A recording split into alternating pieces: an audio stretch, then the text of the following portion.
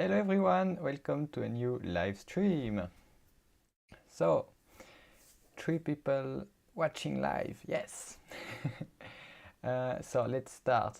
I hope I see there is again some delay between the audio and the camera. I'm not sure what's happening. I hope it's not too troubling. So, welcome to a new live stream. We will continue to do some beta 14 update because first, I don't have any other idea of something to cover, and second, because there is still so many extensions that we need to update.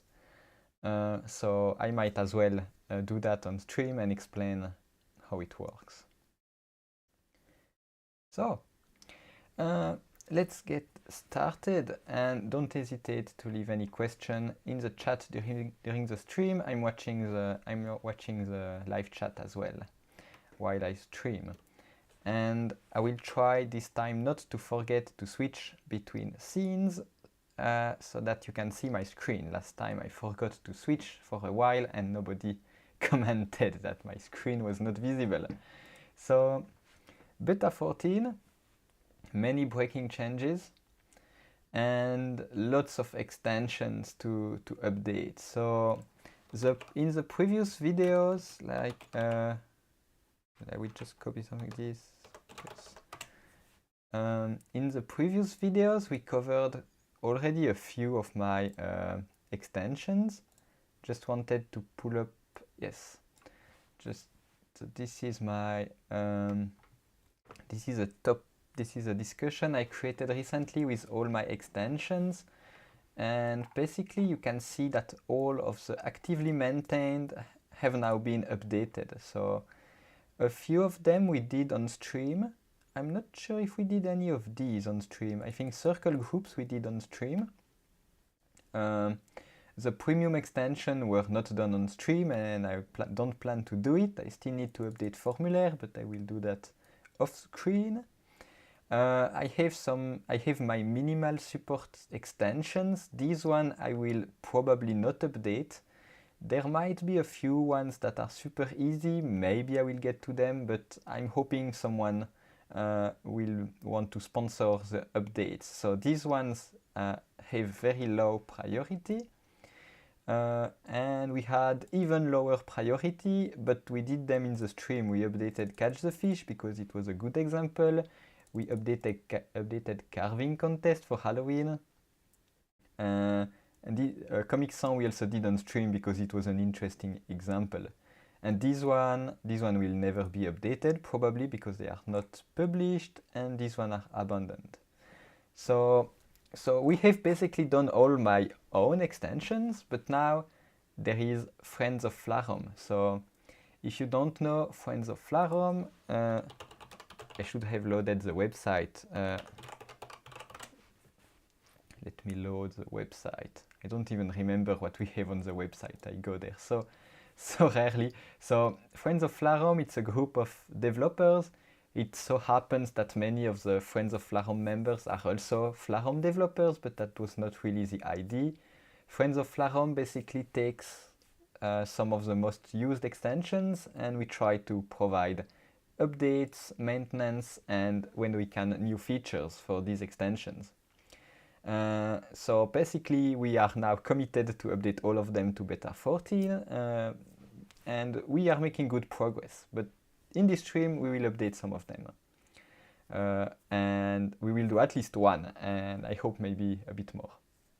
So don't remember here, I think it's sorted by most used, but yeah, we kind of have our own favorite extensions, and I will take care of some of the extensions on which I worked the most. So one of them is Mason.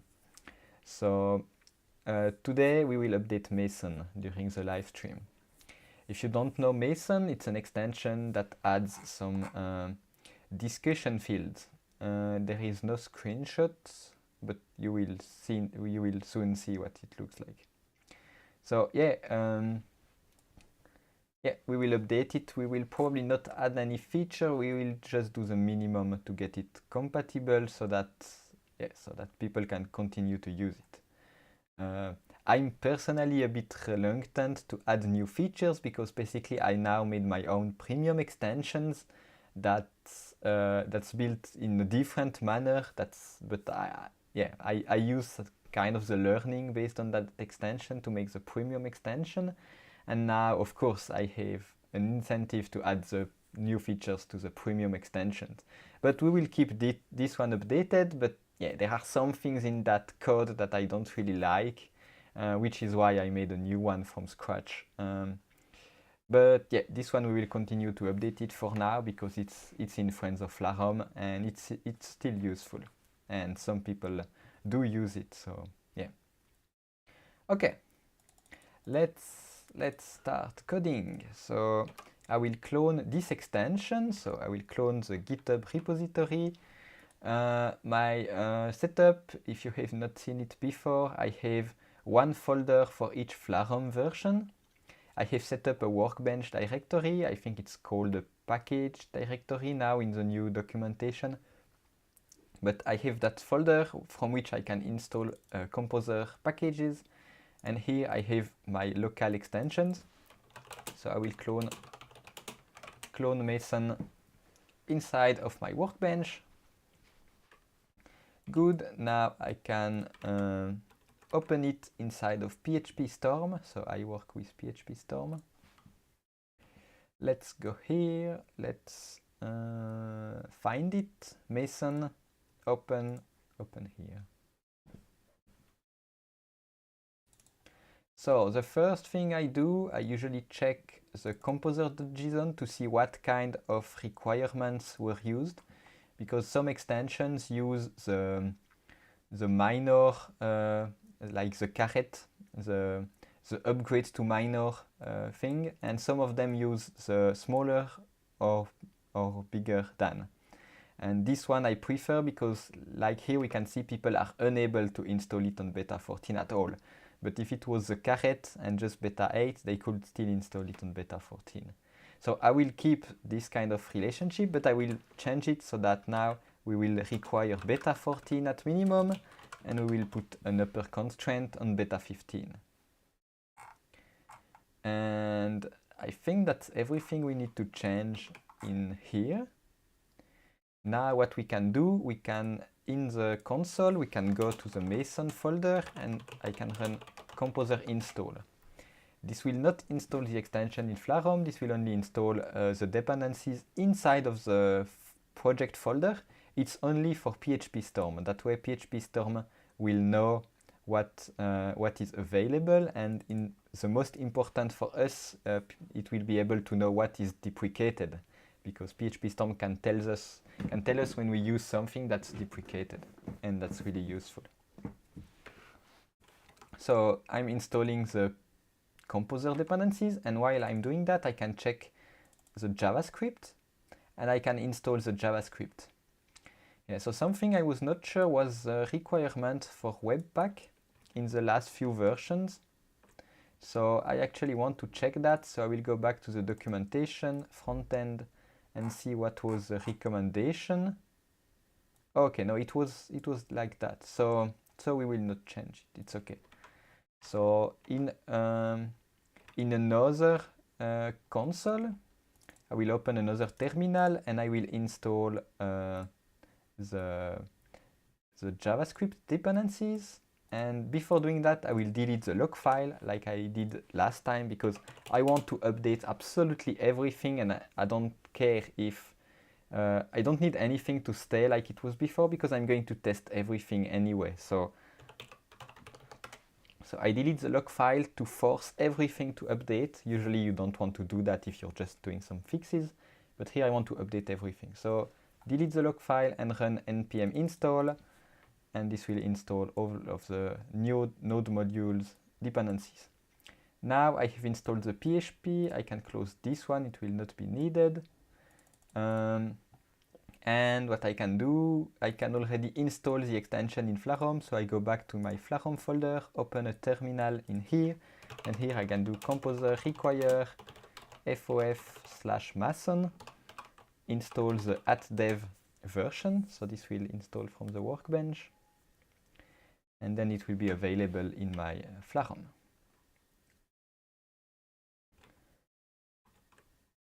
I need to wait for it to be installed, but then it will appear. So I have already opened, what did I open? I have already opened my beta 14, so you will see when I have beta 14 here in the URL, it means it's my development beta 14 forum.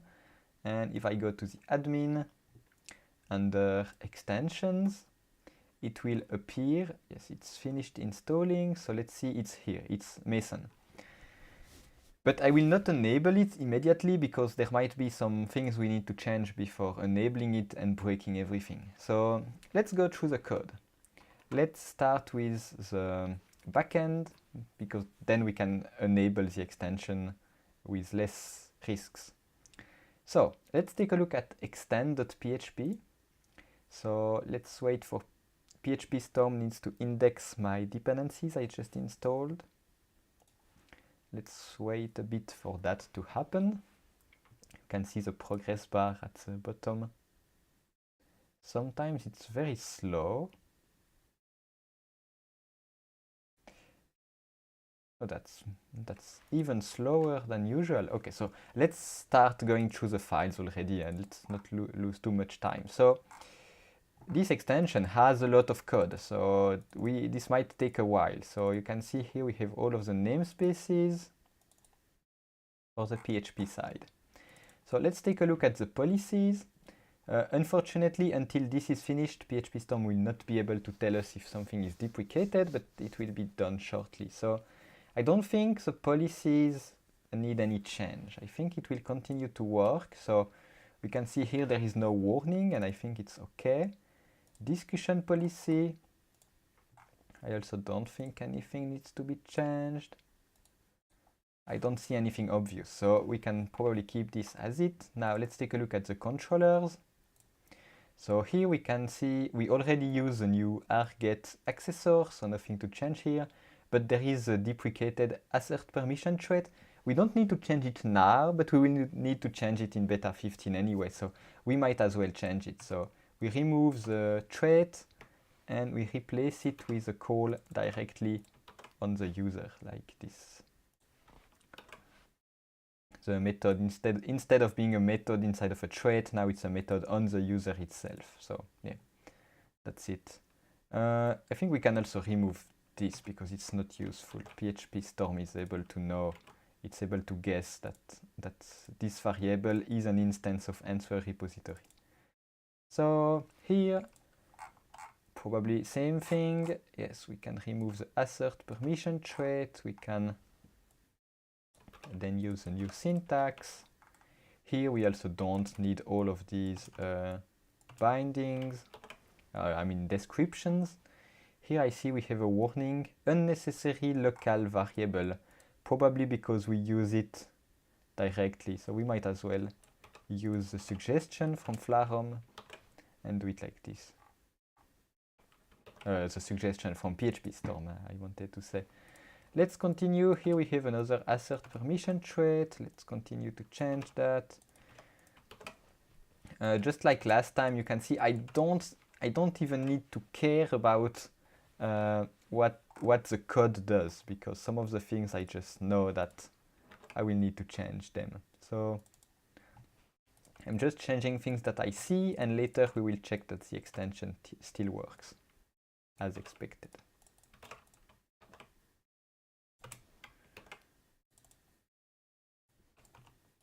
So it's a lot of the same thing for now. Seems like it's the only big problem. It's can also remove this one. For now, only some deprecated stuff.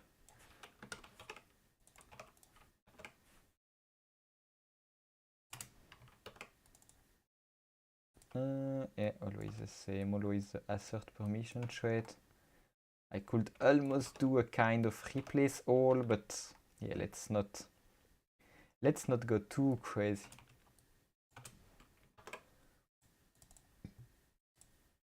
Remove all of the traits.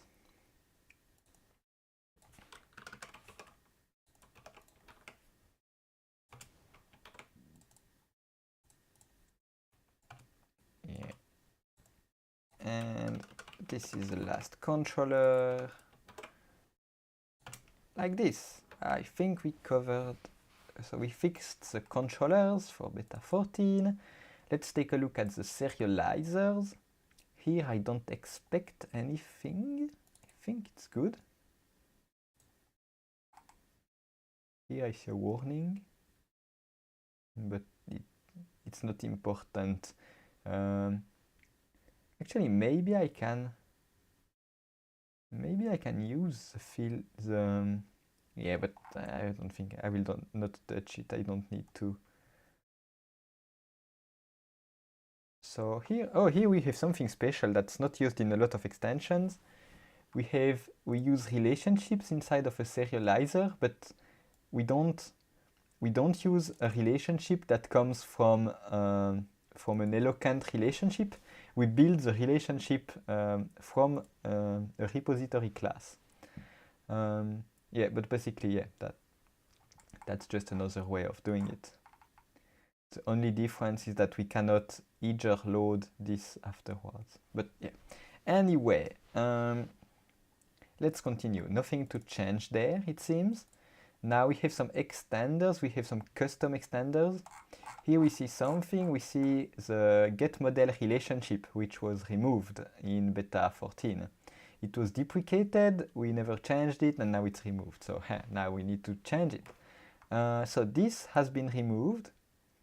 We need to define this relationship now with the official extender. So to do that, we will go back to extend.php and we will call the extender. So the extender is called extend model. We want to extend the relationship of discussion. We import discussion and we will define a new relationship. There are some shortcuts here if we had has many, belongs to many, but it seems like in every live stream I can never use the easy methods. I need to use relationship to define a custom relationship. The name will be Mason answers. And here I need to use a callback. I never know what the callback takes, so usually its documentation should tell me. If I click on relationship, I can see callable, can be a closure or invocable class, who should accept instance and should return relationship. So here we will have discussion, and return, we will return what we had inside of here. We will return all of this. So return, we need to not forget the return, and we need to return discussion belongs to many.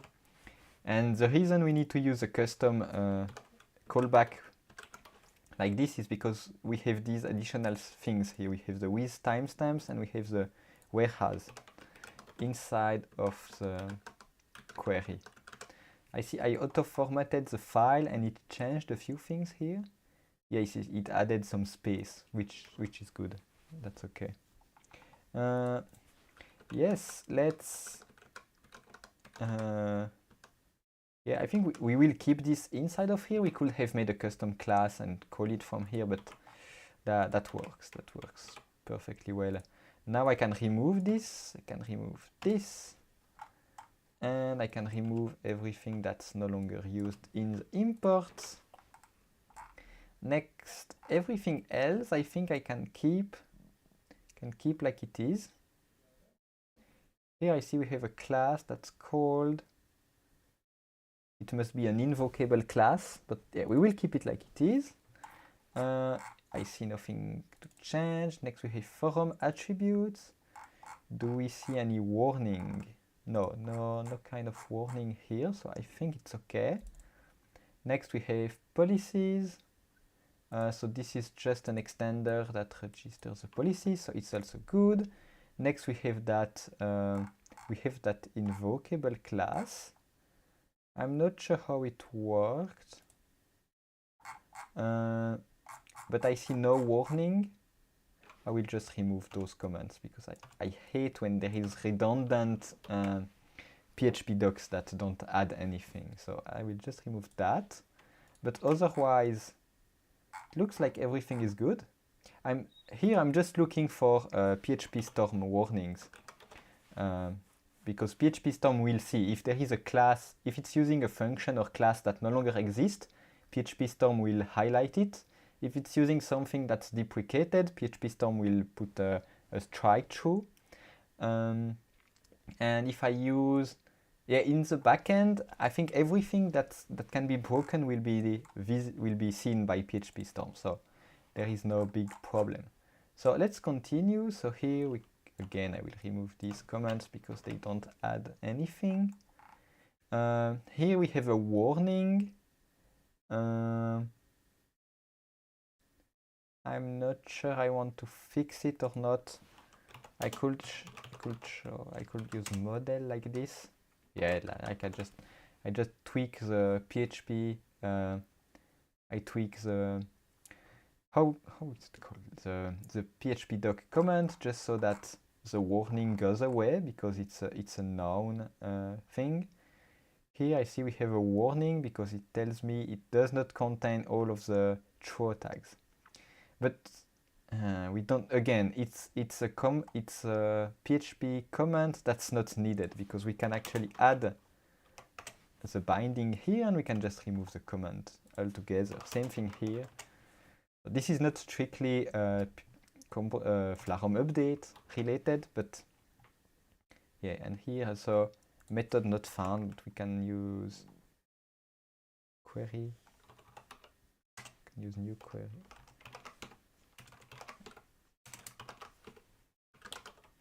Just like to use things that just like to code in a way that PHP Storm is happy with. That way, if anything changes, PHP Storm will show a warning. You can see the warnings here. I still have some unhandled exceptions. This one I don't really care. I keep them. I could even disable the warning, but I like to keep it anyway.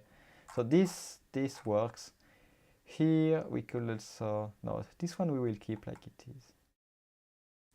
Here I could also bind. I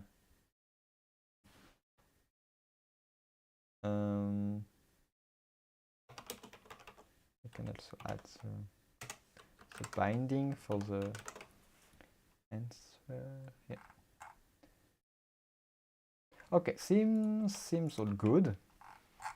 Yeah, let's continue. Field repository.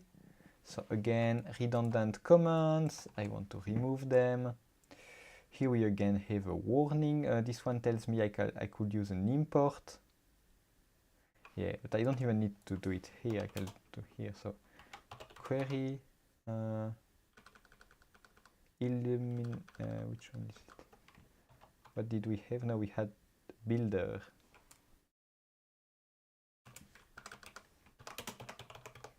Let's use a binding like this. This one we can also hide. Yeah, now I'm again doing some cosmetic stuff. So field.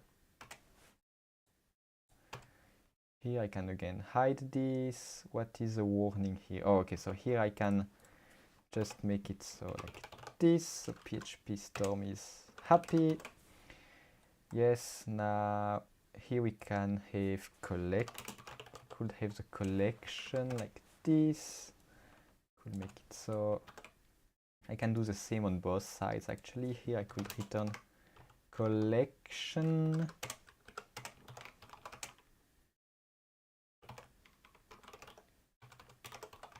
Yeah, now I'm just doing some documentation update.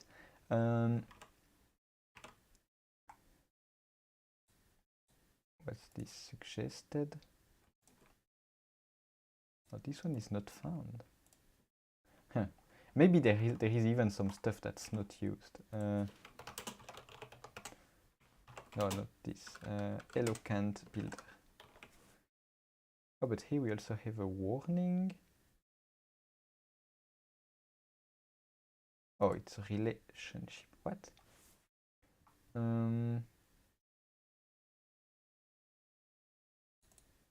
Okay, never mind. We will remove this. It's not really important. Okay, let's continue. So this is not needed. This is not really needed. I'm just doing some updates with the comments.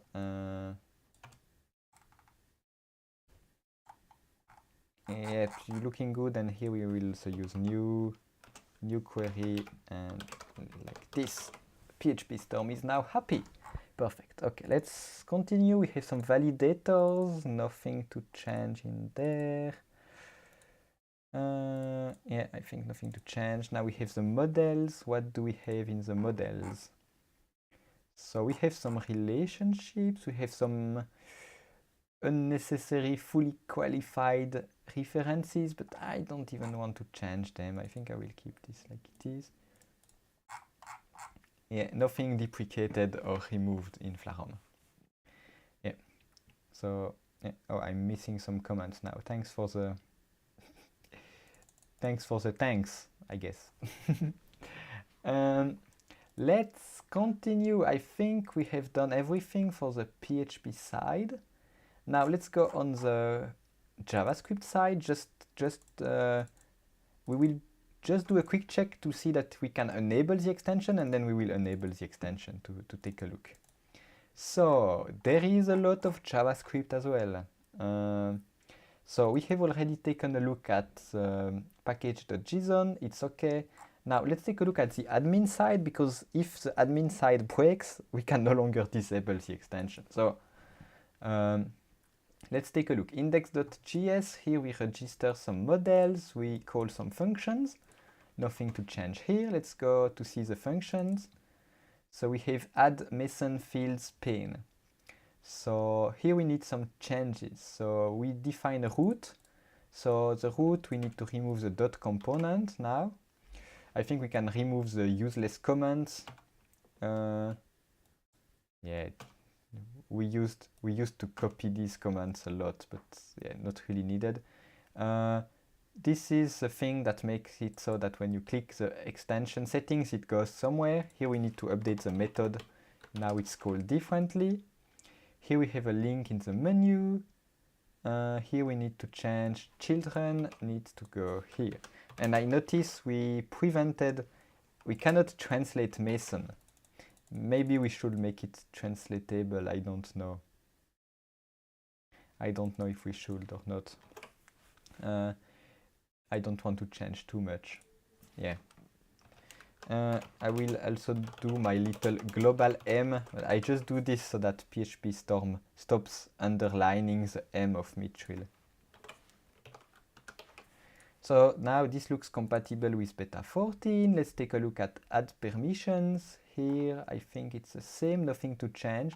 Here we have a children property, but this one does not need to change because it's not attributes for a component. It's just a plain old JavaScript object that's used somewhere else in the code. So this does not need to change. Actually, we cannot change it. It has to be kept like this.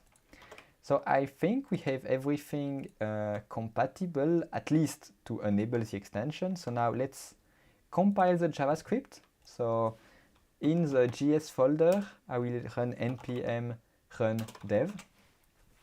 This will watch the JavaScript. Good. And now I can go back and enable the extension on Flarum. So let's go. Refresh for good luck and enable. Great. Oh yes, because it's a page. It redirected me to the page and it's already breaking. vNodes must either always have keys or never have keys. So yeah. But the extension is now enabled and we can start updating all of the JavaScript. Let's go through it. So here we have something that's bad that I noticed in another extension. In the past we had some pages that did not extend page, they only extended components. And in previous versions of Flarum it was kind of working, but now it will never work. So this needs to be a page, and I don't know why we called them pane. So what we will do, first we will rename everything to page because it just makes more sense. So this will be called pages. The component will be renamed to Mason fields page. The function will be also called add Mason fields page. Here we need to fix the import. I don't know why PHP Storm is not able to rename that one. And here we also need to rename import. Oh, and we need to change the name here. So change the name there. And here we also need, no, this one was renamed. Okay. So that's good. Now the page needs to extend page. So we will extend page, import page from Flarum / components plural / page. So now this should fix some of the problems. I will add a little global M again, just to remove the number of warnings from PHP Storm. Let's take a look. So we have an init method. It needs to be called now onInit, takes the vnode attributes, and we need to call super.onInit. That's one of the changes we need to do. Here we have a request. I think this one will continue to work. Here we have a config method. This one needs to be renamed onCreate.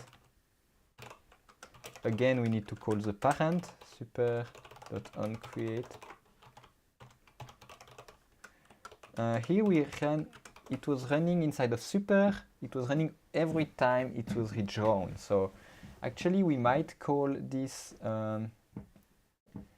if we want to do it exactly like it was, we also need to do it inside of onUpdate. So we'll create a new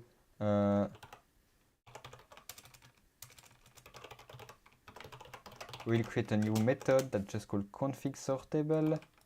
I will put this here and I will call this from onCreate and from onUpdate, because that's what was happening before. OnUpdate, we don't need to call the parent because there is nothing inside of the parent, at least I think. If I go to the page source code of Flarum, it does not have an onUpdate, so I don't need to call the parent here. View, let's take a look. What do we see? So we have some templating. Here we have a key, so this might be what we had as a warning. Here we have another method, and here we see we have a request with data. Now it's called body. So this is something else to change. And yeah, except from the field stuff, so why is the new is outside of here? So this one does not need a key because in this context, the keys are a concept in Mitril. Maybe I will do at one point, I will do some more in-depth video. One will probably be about keys. Keys are a way for Mitril it's a way to tell Mitril what to reuse when redrawing. But here, the field will always be the second component inside of this div. So there is no need for a key because things will never change order. So usually keys are useful when something changes order. So yeah, let's keep it like this. I don't see any children property, so I think that's good. Let's take a look at the components. So here we have field edit. I'll put my little global M. Let's take a look at what we have. So we have some translations, we have some icons. Oh, but init first. Let's fix init. So init becomes onInit. Last time we used some plain Mitril components instead of Flarum components. Here I'm thinking I will probably keep Flarum components for everything, just because I don't want to change it too much. So we will not discuss whether it makes more sense to remove the fact it's a component. We will just use Flarum components for everything. So init becomes onInit, props become attrs. Let's continue to go down. Here we have a children property. Children becomes the second parameter to the component method instead of being part of the attributes. We need to change this for everything that uses children. So let's move this. Let's move this one as well. Like this. Let's see, what else do we have? So I don't see anything deprecated here. I see extract text, that still works. Seems like everything is good to go. I do a quick auto format. I see something changed here. Yeah. Okay, let's go to the next class. Let me know if I'm going too fast or if you have questions. I think it will be mostly the same because here it was answer edit, here it's field answer edit. So init becomes on init. We call the super on init. Props become attrs. The config, again, we will do like in the other one. I will actually go and copy paste. Oh, no, it was not here. It was in the page we had config. So we will copy this and use it here to call that method. I see we also have a global jQuery call, so I will hide my global M and my global jQuery. Yeah. Okay, let's continue to go down. So what else do we see? So this has been fixed.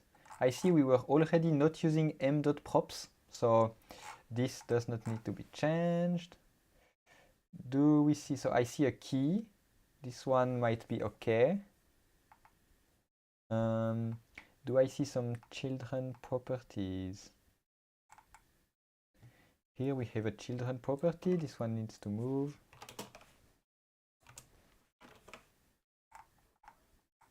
Here I see a request with data.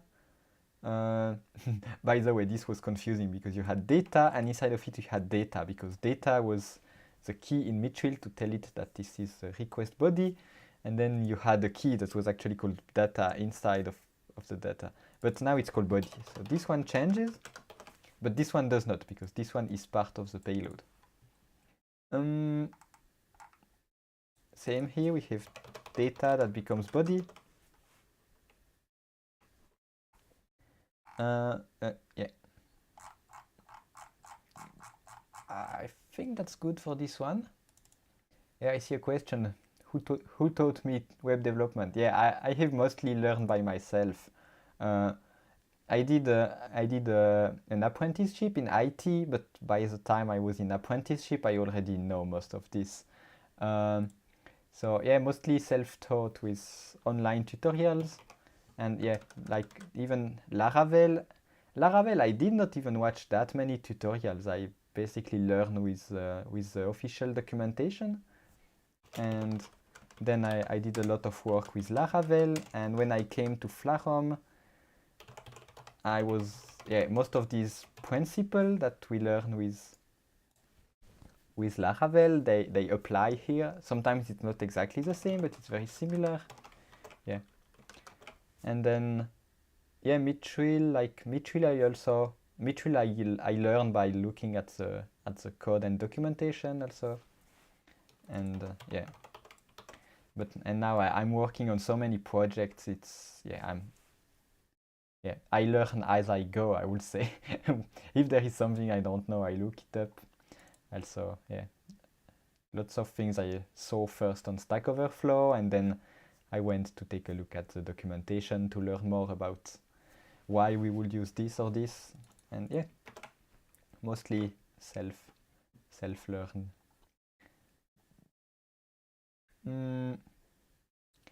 So this component, again, on init, props become attrs. Oh yeah, we'll again. I'm doing a lot of stuff that's not really needed in my live stream, like my global M. It's only to make some of the warnings go away in PHP Storm.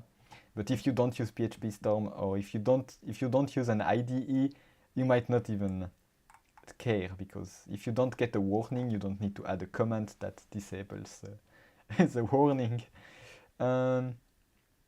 So yeah, I know it might not be the most interesting kind of videos when I just go through things, because yeah, if you have seen the last two videos, you will start to know that yeah, we remove the children properties, we replace props with attributes, we replace init with uninit, yeah, and then we have a few edge cases with some of the things that are more rarely used.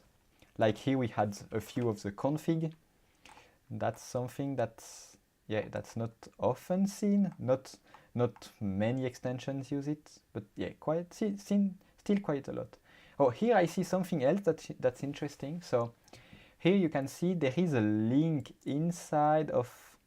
Yeah, actually, I want to update this because it's not really clear. So here in the document, here in the extension, there is a link that the user will see, and I will just refactor it so that we can see more clearly that there is a link. So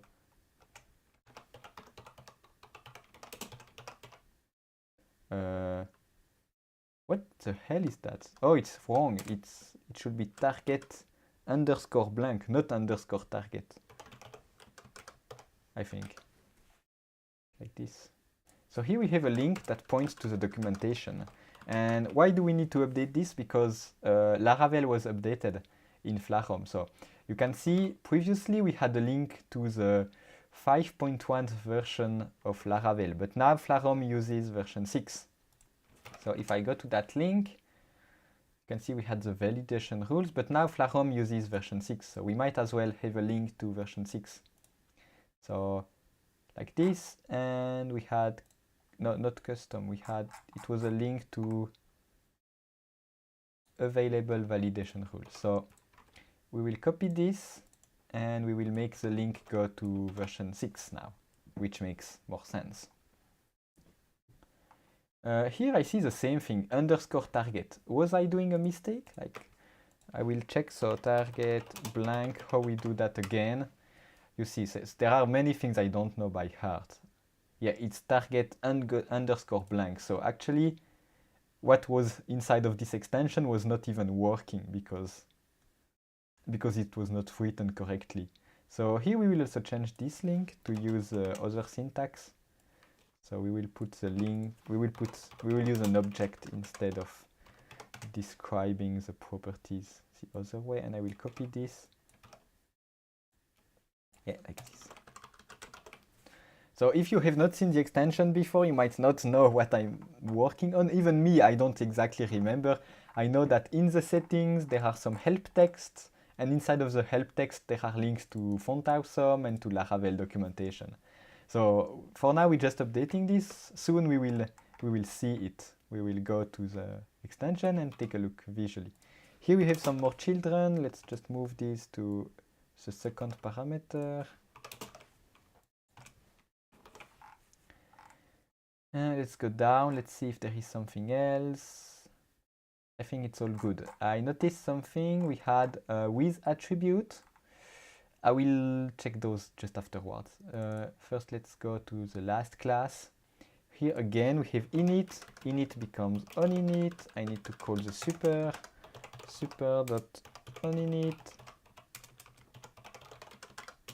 This. Again, I will put my little global m. Let's take a look. So here we have some props. So we will need to decide what we do with these. Update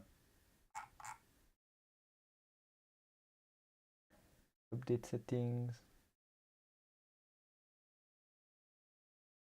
I think we can move them to not props. Oh, but the settings we're using props. No, it's not. So we will change this to not use props at all. We could use the replacement for props, but yeah, I don't like it. So First thing we will do, we will change the children because that's the thing we do like in all of the other classes. So let's just fix the children first. I think props technically even work. I can show you what happens when we run this code. I will show you. Because we have put some, there is a bit of backward compatibility, but there are some warnings that appear in the console if you don't change them. So I think we have changed enough. I think we have changed enough for the extension to be accessible. So I have still the compilation running in the background, so my JavaScript is still compiled. Let's go back to the forum. Let's refresh the page. Let's see if anything happens. So yeah, you can see we have the dashboard for Mason that appears. You can also see in the console we have a hello log. Don't worry about this one, it must come from another extension. But these one, they come from Mason. You can see m.prop is deprecated. Please use stream util. And m.with hatch attribute is deprecated. Please use Flarum with attribute. So yeah, we will do that. We will change these deprecations as well. So, but instead of using the easy replacement, we will just drop them and do without them because it's not really needed and it's not that much more complex to do it otherwise. So what we will do, we will drop the props. Drop all of the props. And just use some normal variables. So let's just drop all of the props. And now we just have standard variables that are inside of the class. And when we read them, so we need to change how we read them. We need to remove the parentheses. So we remove this, we remove this, remove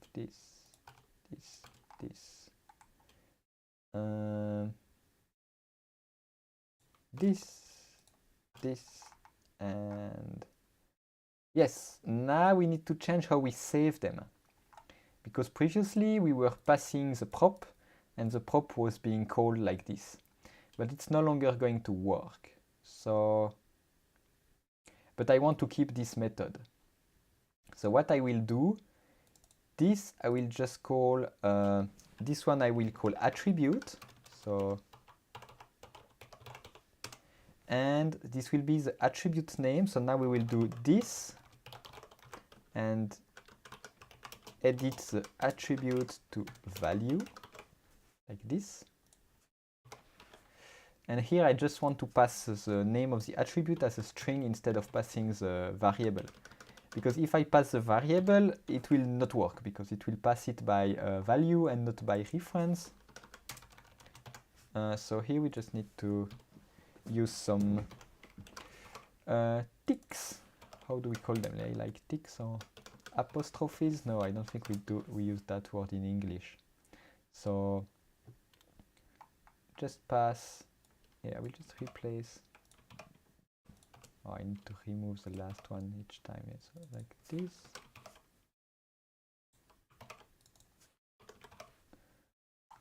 Yes, this one as well. Okay, did we update all of them? I think we did. Okay, so now we should have fixed the prop stuff. So let's take a look. I didn't test before if it was still working. Tags as field is not a function, so something has been missed. Tags as field, where is that one?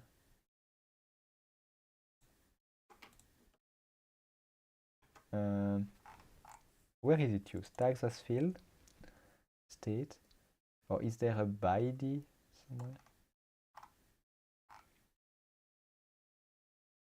What is calling that thing?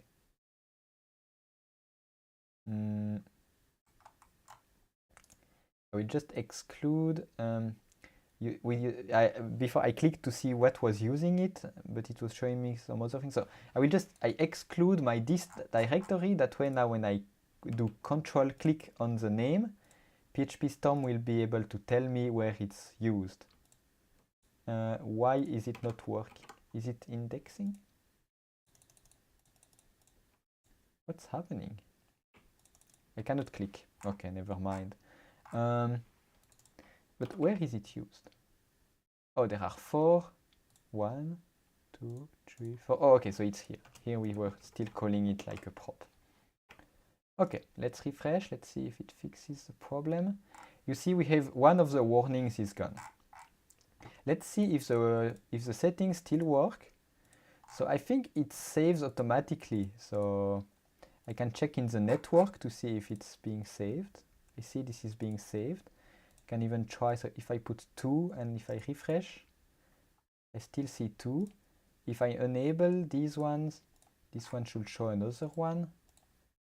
If I refresh, yes, it's saved. So seems like it's working. So yeah. Next we have the other warning. We have the with attribute.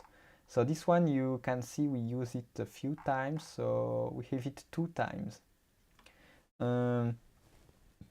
Here we have 2 options. We can import the new with attribute, which is in a new namespace in Flarum, or we can just drop it. And actually, as you can see, so this is what we had. I will now write the same code without with attribute. So let's see, on change, now we can use event. We can have a callback. We can call this.update setting. And I can directly call it with the field name, the setting name, and event.target.value. You can see it's not much longer to write it without the helper function. So that's why I actually like to not use the helper function at all. So yeah. And we will do the same thing below, where it's also used.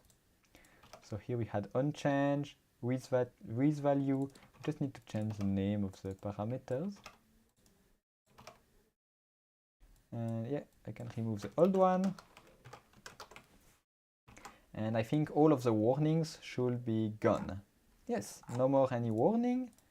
And it should still work. So if I change the title here and refresh, yes, it's saved.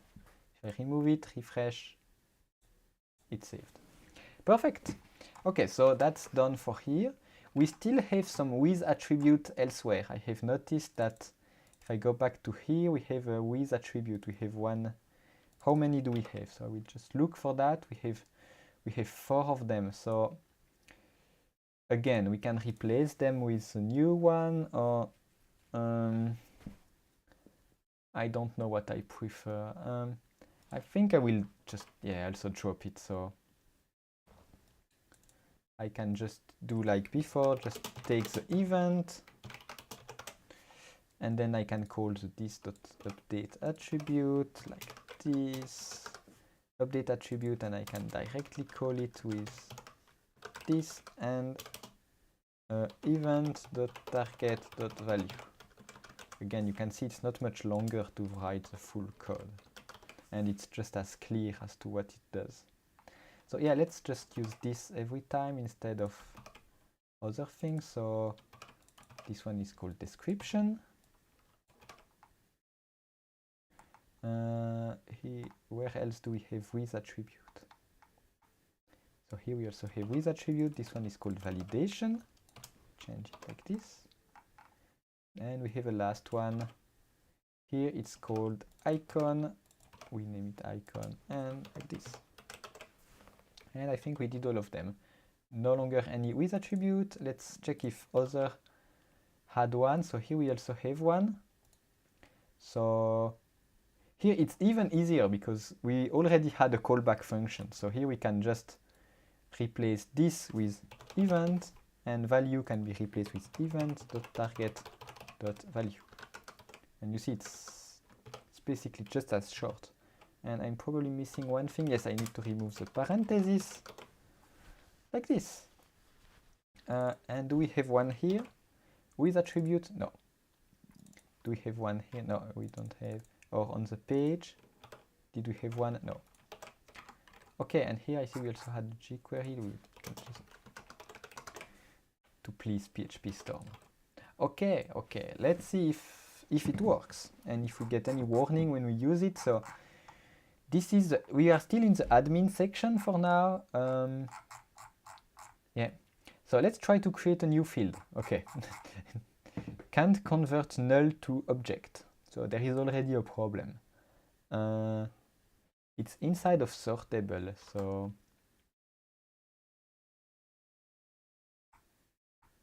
oh, we were using, oh, we were not using jQuery for this?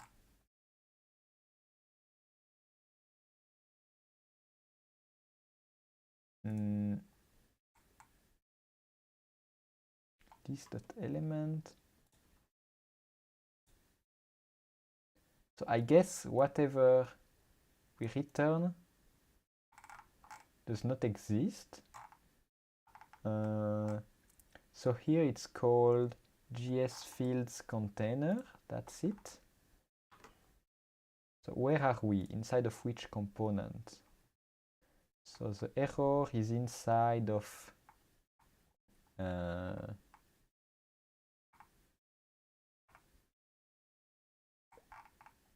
where are we? So it seems like we are inside of field answer edit. So this is, the problem must be here.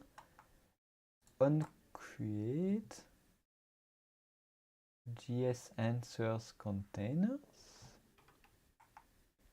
And oh, okay, I see the problem.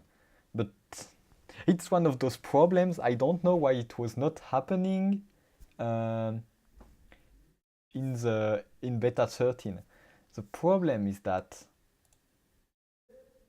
this inside of onCreate, we run this code, and inside of here we try to get the element that's called GS answers containers. So we can see this one, it exists. It's here, GS answers container. It's a child of the div. But what we can also see is that if the field does not exist, we render another div that does not contain this. So now I don't know why was it working before and not now. Maybe inside of the older version of sortable, maybe when this was null, it was just skipping, but now it's not skipping. So we need to create a new variable. So let's create a new variable for the container, which will be, oh no, I deleted the code. So container equals this, and if the container doesn't exist,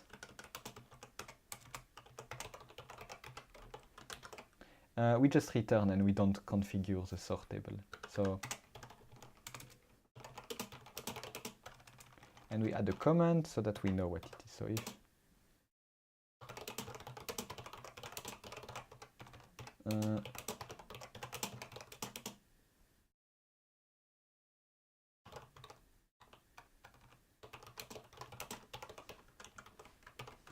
okay, so this should fix the error. Let's try again. Okay, now it opens. So let's see if anything happens.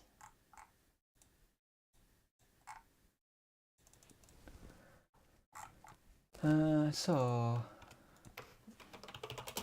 let's try to create a field. So let's call this one your choice. Some useless description. And oh, we had an error. What happened? What was it? It's gone now. Why did it refresh? Is there some kind of form? Is this inside of a form? Yes, it's inside of a form. Ah, that's causing me issues. I don't know why we did these kind of things. So here we have a form and we have a submit button. And there is one problem, is that when you submit and there is an error, sometimes it submits the form, but because the form has no target, it refreshes the page. So what's actually better here will be to to call this from the submit.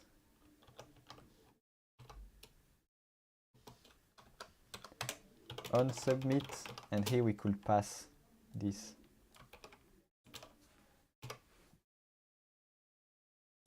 Yeah, on submit. I think it's better, and then we can have the event, and we can event dot prevent default. Yeah, I think this will be better, and we need to do the same inside of answer edit. Does it also have a form? Yes, it also has a form. We will do this in all of them. Or maybe we just drop the form. I think it's easier if we drop the form. So let's keep it like it was. The change is that we had some useless forms. We will remove them. So here we can actually can remove all of this, I think.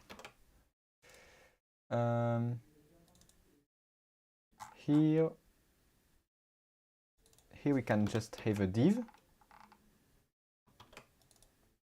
This is the one we fixed, and here we also have another form, I guess. Yeah, let's just make this let's just make this an array. No need to have anything else. Why do we have LE?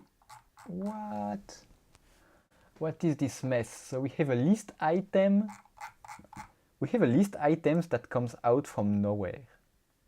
I guess we will remove the fact that it's a list item.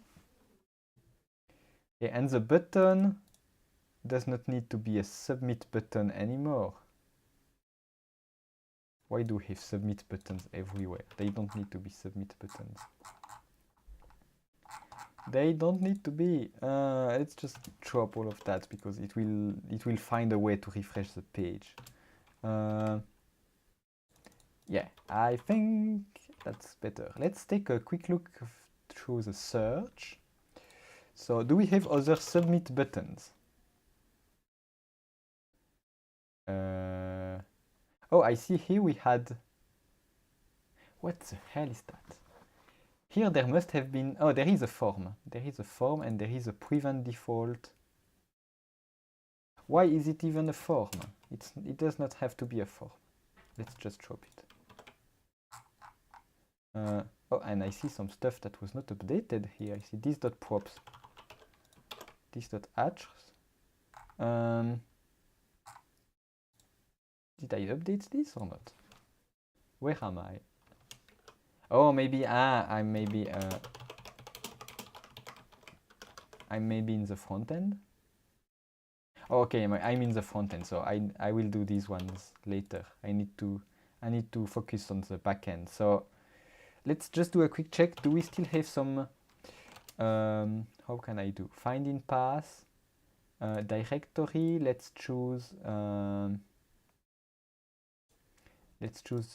GS src admin. Okay, let's just look inside of here. So do we still have props?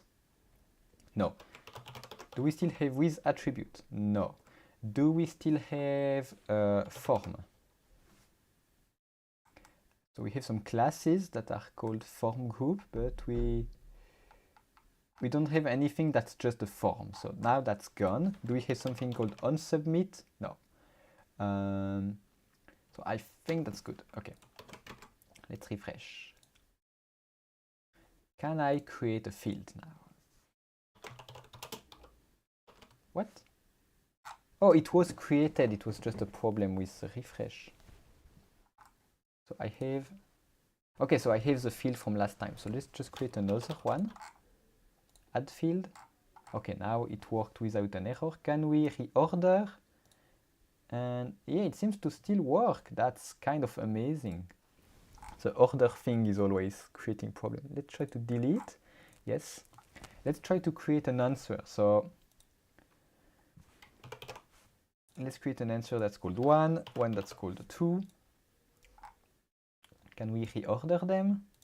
Refresh, check if it's updated. Yeah, it kept the order.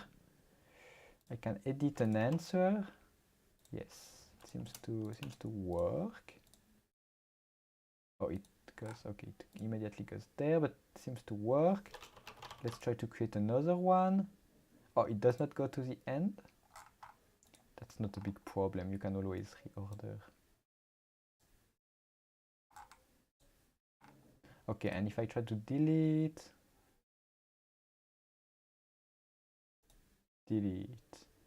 seems to work. I don't even know why there is a save. Why is there a save answer changes? What does it do? Answer, edit, save answer.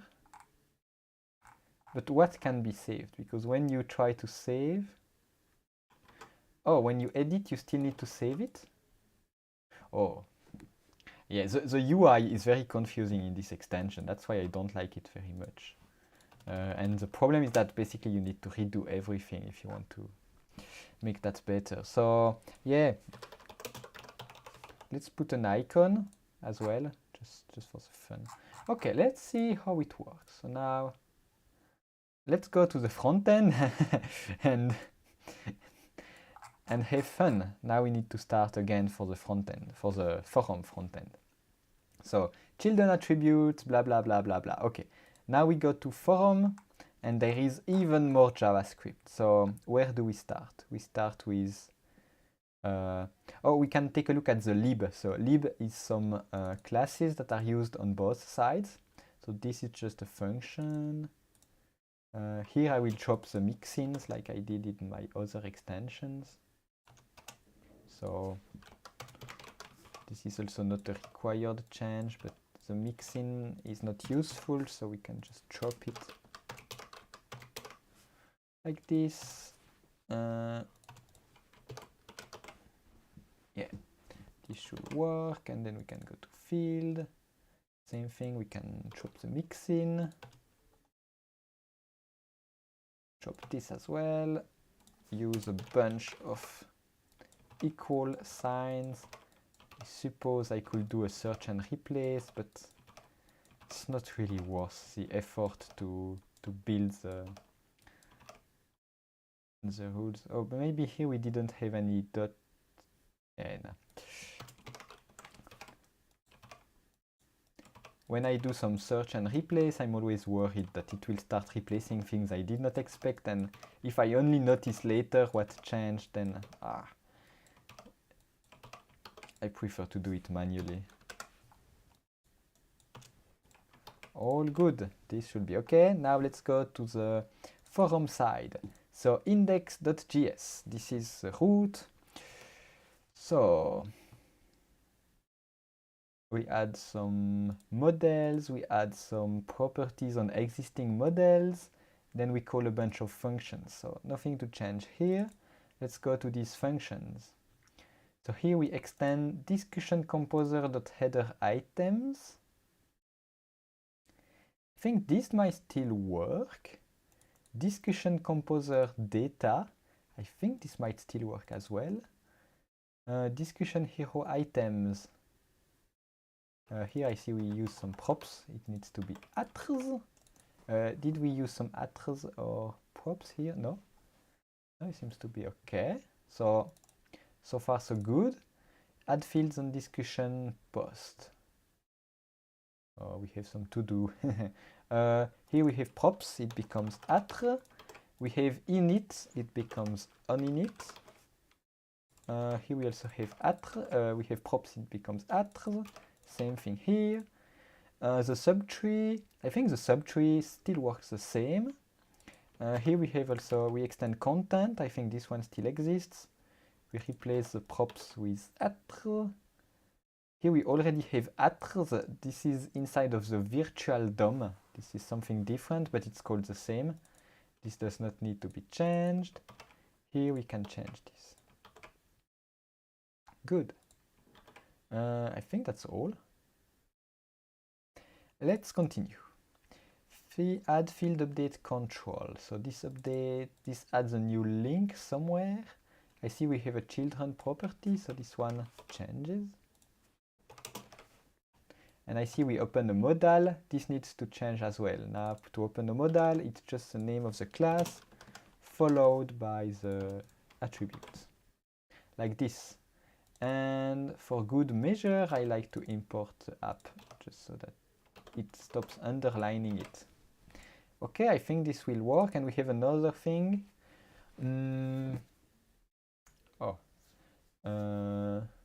Is this still required? So we override a function inside of the model.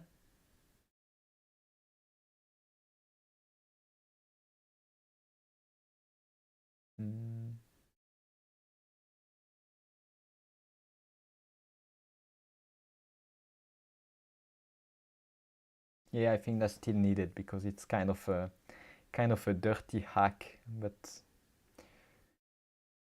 yeah, there might be another option, but yeah, we will keep it like that. I know this has not been changed in Flarum, so this should still work.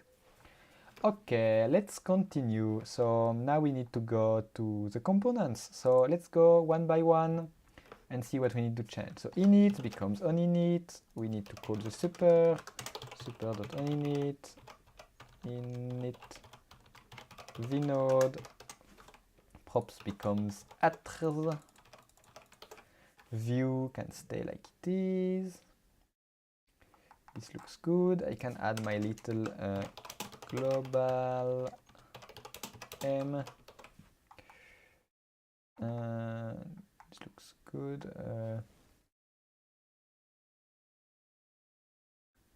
Oh yeah, we have a select. What is that? Where am I? Oh, it's a drop down.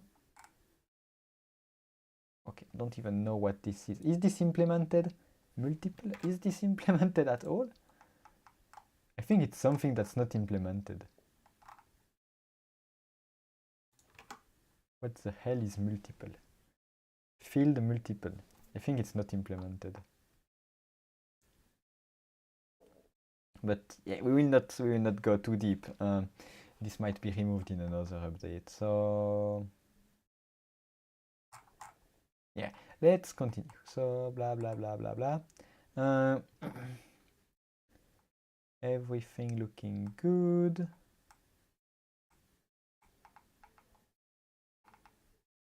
Yeah, all good. Here same as before, oninit. Now calling super.oninit. Props becomes attrs. Props becomes attrs. Continue. Again, global m to reduce the number of warnings from PHP Storm. I see we have a with attribute here, so props becomes attrs.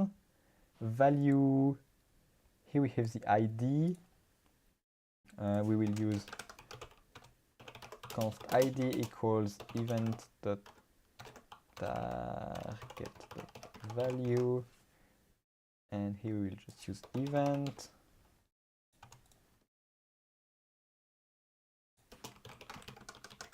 Like this.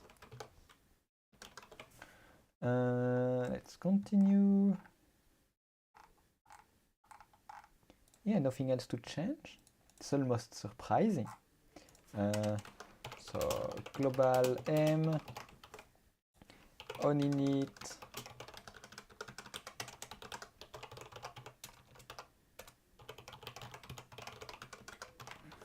props becomes attrs.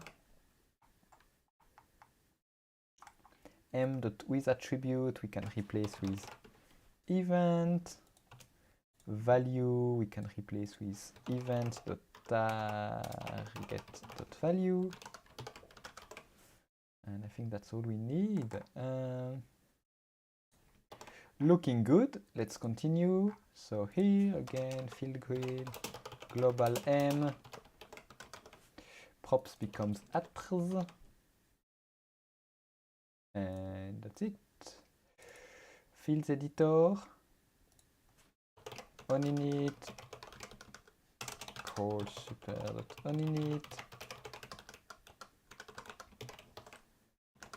like this. Do we have some props? Props becomes attrz. Here we already have attrz. Huh. Interesting. Oh no, that's the one I changed before. Okay. That's the one I changed when I went through the find all. So this needs to change, this needs to change. Oh, but here we have another problem. We have the change problem. In another extension, I had the misfortune of naming something unchanged, and the problem is that in Mithril 2 there is something in Mithril called like that. So we need to rename this one because otherwise it breaks just everything. So I need to not forget about it and update it just after. For now, let's just go through all of the files.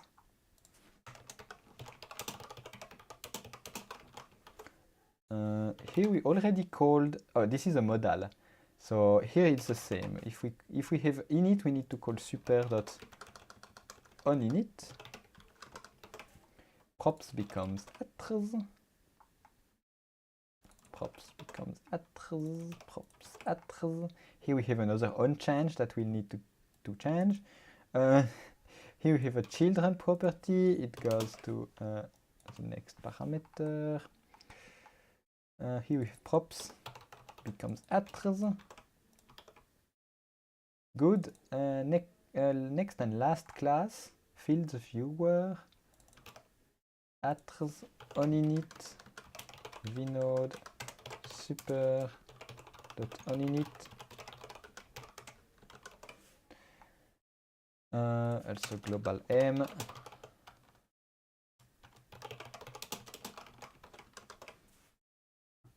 Like this. Children, this becomes a new property. Fields modal, it needs to be called with the new syntax. Like this. What else? What else? Other props? No. Okay, we are at the end, and here we have helpers. This is also just a function. All good. So we have gone through everything. Now we need to fix the... Can I even show you what goes wrong? I don't think I can.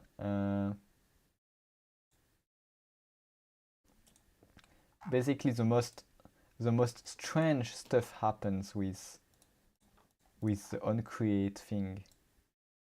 But yeah, I will not try to reproduce. I see there is a warning, so maybe I have missed something. So now I will fix the unupdate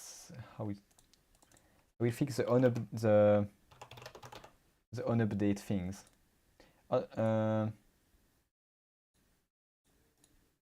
No, it's onCreate. What did I find? Where is it? OnTag change. Okay, so the OnTag change will not have any problem. Here we have onChange. That's the one that's causing a problem. Oh, but onChange, no, it's not causing a problem. It's onUpdate that will be causing a problem. OnChange is not reserved. So actually this will not cause any issue. I had another extension where I named one of my attributes onUpdate, and this was conflicting with the Mithril lifecycle methods. Okay, let's just look for the prop that we might have missed. Prop.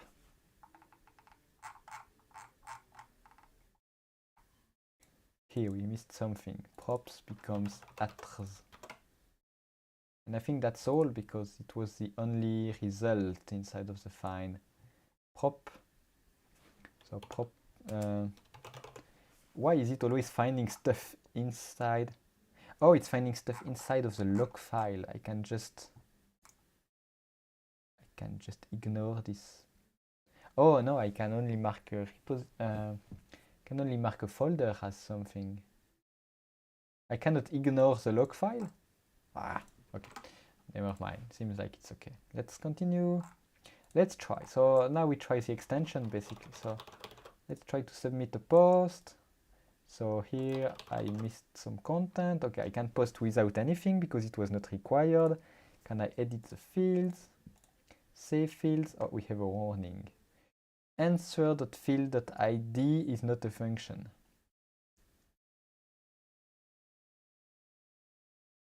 So where is this? Fields, field items. No,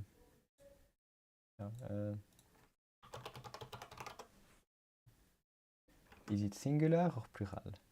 It's plural.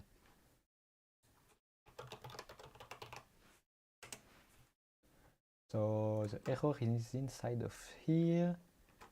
We go to answers. Where is this problem? Answers. Answer.field.id is not a function. I guess it's inside of here.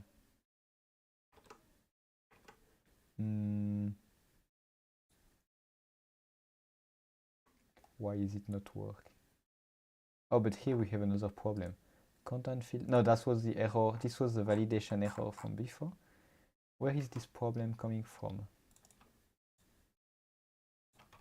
Is this here?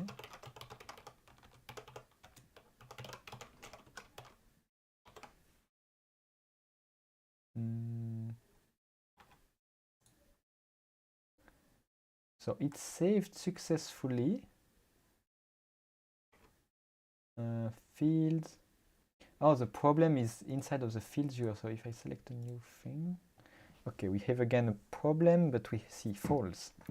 So we have some answers without a fields relationship.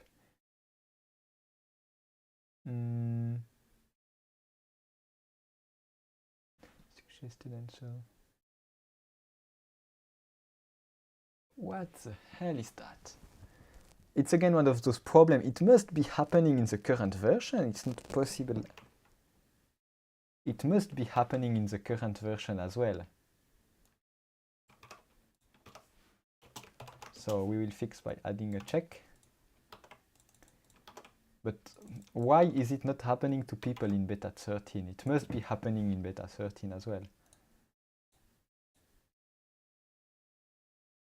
Okay. Oh, but maybe people use custom answers. Maybe that's why. Maybe they don't use, maybe not many people use the drop downs.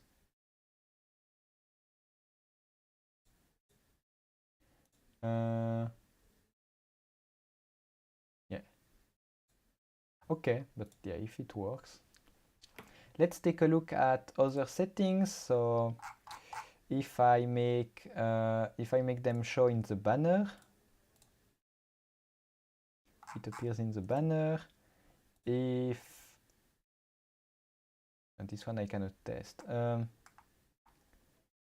If I try to put a title like this,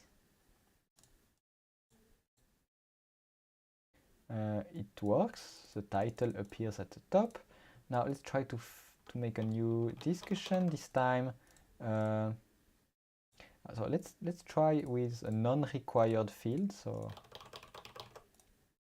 submit seems to work. Now let's add another field where we allow user values, and we will make it required, and it will be, let's take the example, let's take string minimum 5, add field. And now if I try to create a new discussion, we see it's already in red, so let's just add some content, try to submit. Oh, it starts great. I can submit without filling the required content. Great.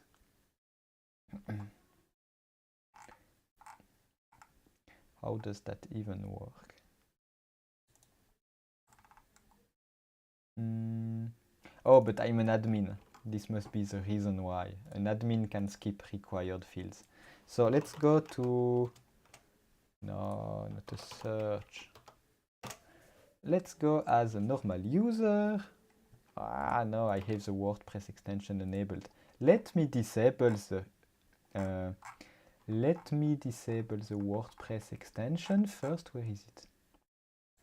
WordPress SSO.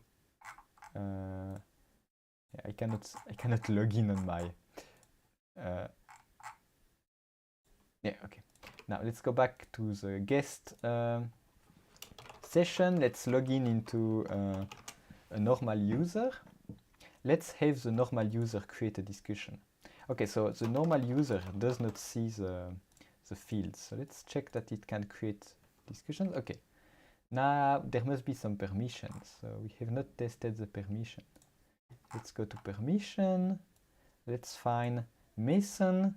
Let's let see fields on own discussion, user, see fields on all existing discussion. Let's put everyone, fields on new discussion members, update fields of own discussion members, update fields of any discussion. Let's put mods and skip required fields. Let's put mods as well. Okay, let's try this. So now I can edit on my own discussion, I guess. But if I go on someone else's discussion, I cannot edit. And if I create a new discussion, let's try to submit.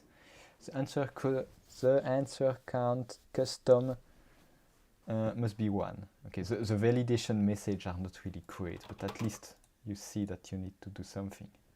Okay, seems to work. And if I edit and try to add the other one, oh, first I can try the other setting that shows the fields even when they are not. This is an option inside of the field, I think. Show when empty. Let's try to see that. So if I refresh, it's not working. Show when empty. Did it save? Okay, so that option is not working. Show when empty has no effect. Does the admin see something? Oh, here it's working. But here it's not working. No, it's custom. Did I make the wrong one? Oh yeah, I made it on the wrong one. I wanted to do it on your choice. Okay. If I refresh here, okay, it's working. So there is an option to show the fields even if they have no answer. Oh hi, Kiwi.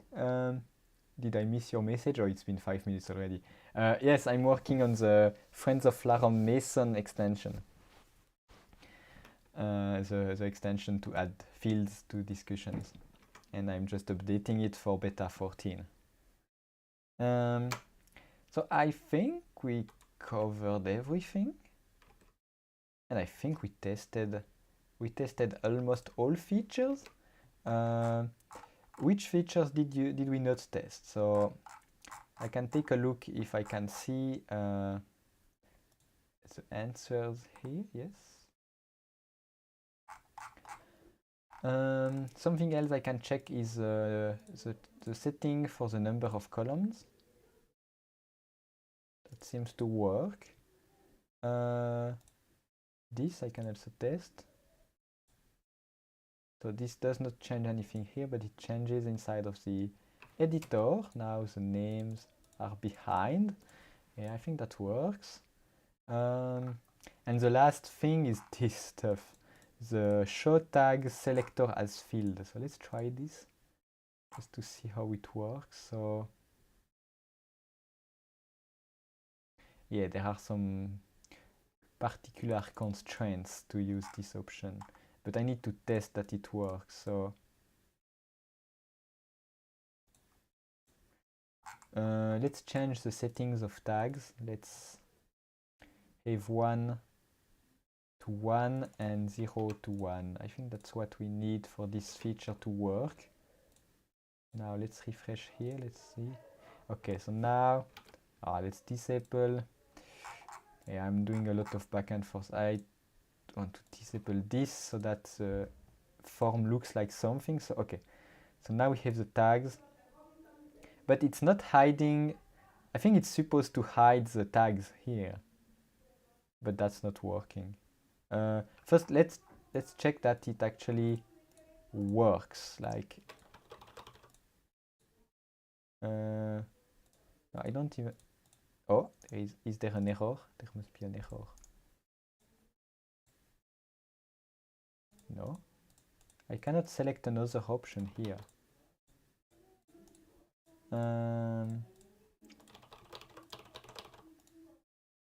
No, the tags stuff is broken. How do I do that? Where was it defined? I hate this feature, but someone paid to have it added at some point, and now it's stuck inside of the extension. The ability to have fields to show the tags as field. Where is that logic? So field editor. Okay, so here we have this stuff. Okay, we have the on change, on tag change.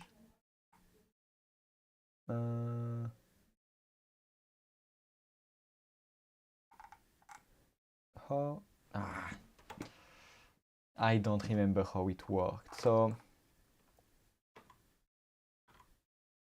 on tag change, where is this one called from? So find in path. I need to debug this stuff. This dot tags.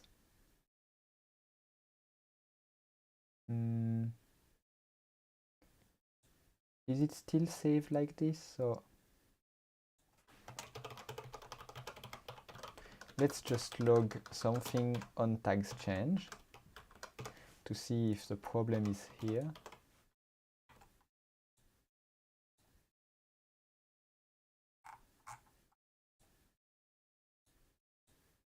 Okay, so something is happening, but it's not updating this. So let's take a look at the tags extension. I have a feeling this feature is completely broken and nobody noticed for a while.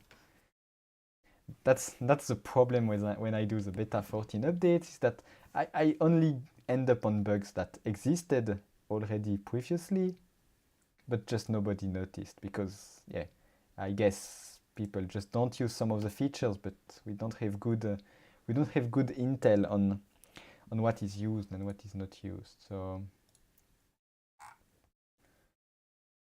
so we have discussion composer.tags, and what does it contain? Does it contain the tag IDs, or does it contain the tags themselves? So composer.field.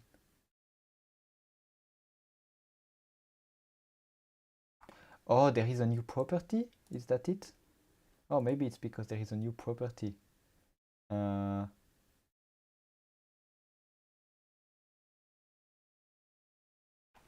What? I see we save things to, now it's in this.composer.fields.tag.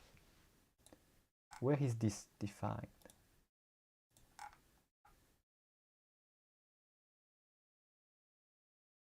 But here I see we still define discussion composer.prototype.tags. Why do we do this? I think this is now irrelevant. Let me make a quick note for future. I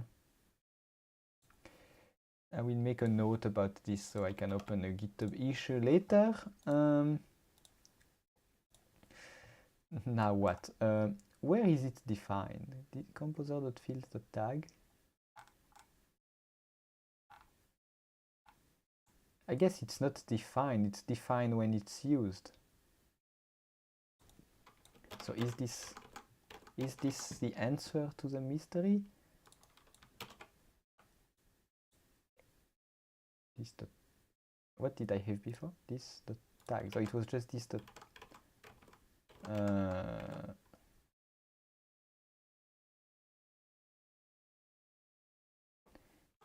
What the hell? Oh no, because there is something else. Now there is the composer state, I guess. So the tags are inside of the composer state. So this stuff, this line is completely useless. Okay, so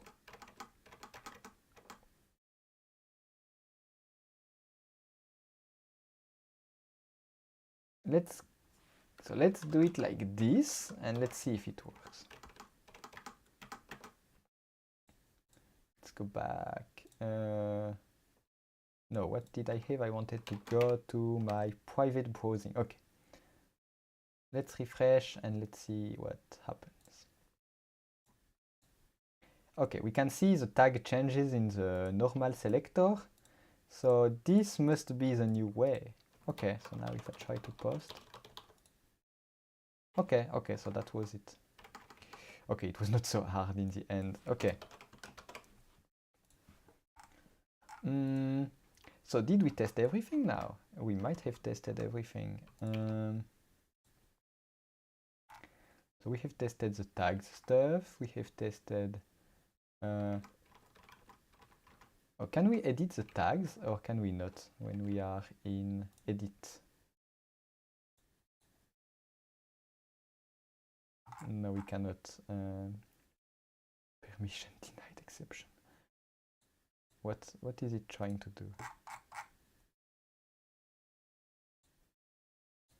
Yeah, maybe I just don't have the permission. Okay, I will not put any more work into the tags feature. I would almost be for removing it entirely, but it will be for another time if we decide to remove it. So is there any other things that people might not have noticed was broken? Yeah, I think I tested everything.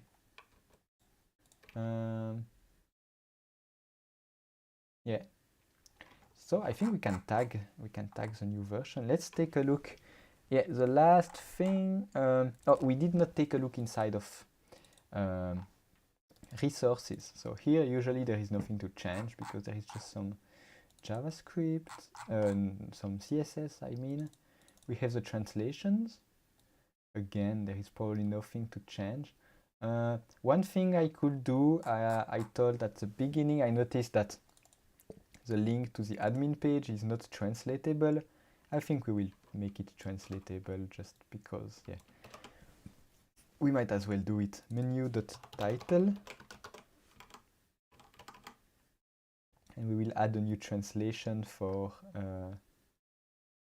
menu title, and we just use what it was before, but and we can make this on a single line. Yeah, I think that will work. Let's do a quick check to see if the translation worked. So yeah, now language packs can change this one if they wanted. Yeah. Let's continue. What else do we have? I think that's all. I wanted to check the license. That one is good. And the README, here I want to make a few changes. So let's check that the description is still kind of accurate. Yeah. Yeah. This is still correct. There is no mention of bazaar here, so that's good. We don't need to remove any.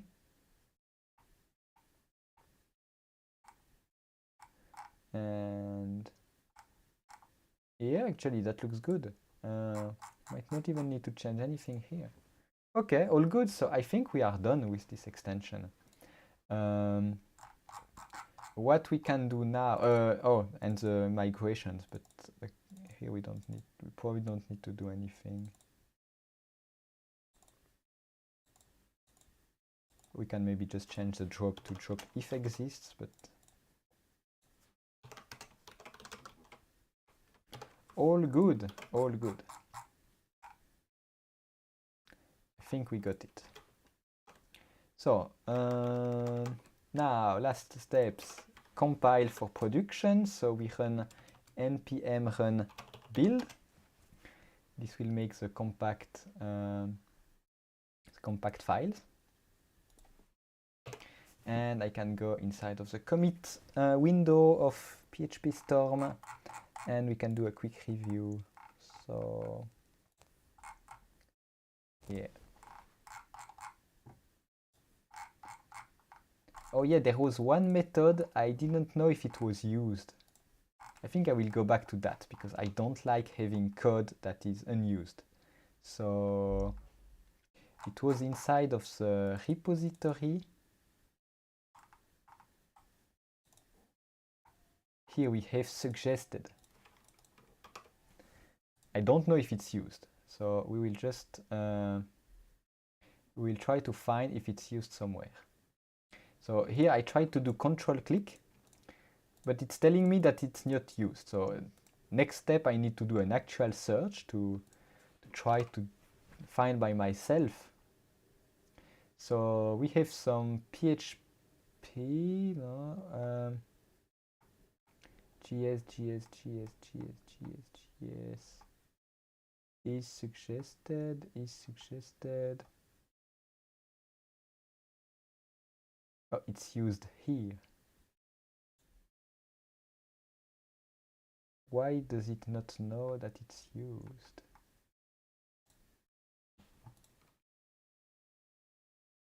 Cannot find declaration. What?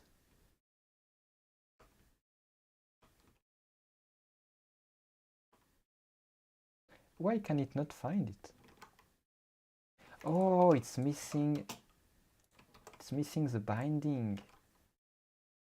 Oh, it's not. It was not even done correctly. I had a PHP doc, but the PHP doc is not correct. It's not able to find the usage. Okay, that's good. That's good to know. So now it works here, and I can do a quick check with the other serializer. Okay, it does not have that kind of thing. Okay, so now if I click on it, yeah, now it knows that it's used. That's good. Perfect. So I think we are all good. Yeah, let's do the quick review. So yeah, there were quite a lot of changes here, but again, it's mostly children on init config with attribute and a few props. Yeah, there was the tags thing that was a bit different. This one is maybe not even documented because it's not really expected for an extension to hack into that, but it's possible. Yeah, I think we are good to go. Okay, next step we need to decide on. No, first I can commit. So update for Flarum beta 14. Commit. Yes. Next step is to choose a version number. So let's take a look. Which is the latest version? 0.4.1. So we will make it 0.4.2. So what I can do, I can push. So sometimes I use some shortcuts. I hope I'm not showing them on screen and I don't mention it because you might not even have the same ones as me. So, but here I don't even know if it's a default. I have Control-Alt-K and it opens. Control-K opens a commit window. Control-Alt-K opens the push window. I use this to push to GitHub. And next I want to tag. This I usually do on the command line. I could also do from PHP Storm, I think, but I like to do it from the command line. So git tag 0.4.2. I think that's what we said, 0.4.2. And then I do git push tags. And the new tag should appear. Yes. And some of the how much time do we have? We don't have a lot of time left because we are approaching the 2 hours. So what I maybe wanted to do, I wanted to do some cleanup here because we have some stuff here, but I don't know what I want to do with this stuff. What else do we have? It appears that permission.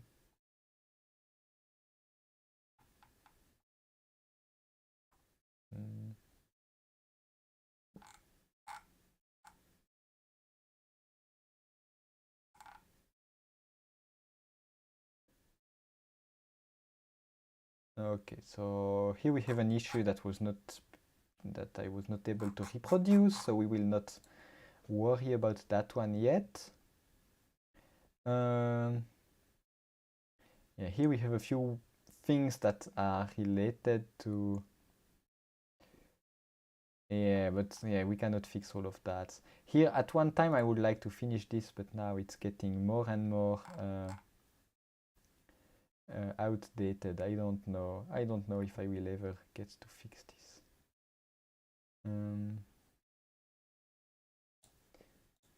Was this for beta 7 even? Might have been for beta 7.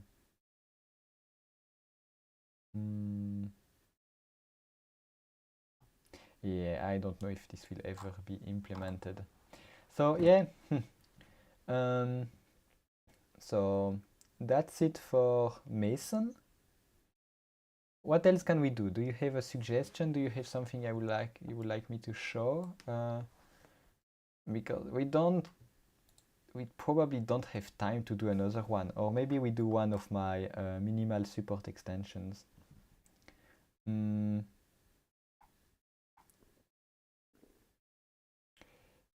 But most of them are too complicated. We can do lock-likes. Lock-likes is one that might be compatible out of the box. We just need to whitelist it.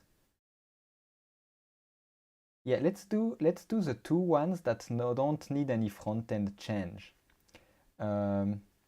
So I have a few extensions that actually don't have JavaScript.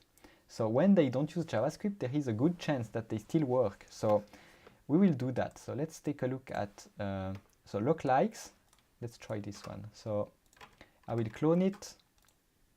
I go to the workbench. I can close my Mason window. So let's clone lock-likes. Let's go to the extension. Let's open the extension in PHP Storm. Where is it? Lock-likes. So lock-likes is an extension that does almost nothing. It changes so that you can no longer like posts when the discussion is locked, because out of the box that's not the case. And instead of building that as a setting inside of the lock extension, technically this could be done. It's actually even easier to just make another extension, and that way you don't need to build a checkbox to enable or disable the feature. You just enable or disable the extension. So here you can see this one is currently not, you cannot install it on beta 14, but I will change that, and I think it will work out of the box. So next I can install it, require Clark/Flarum ext lock likes.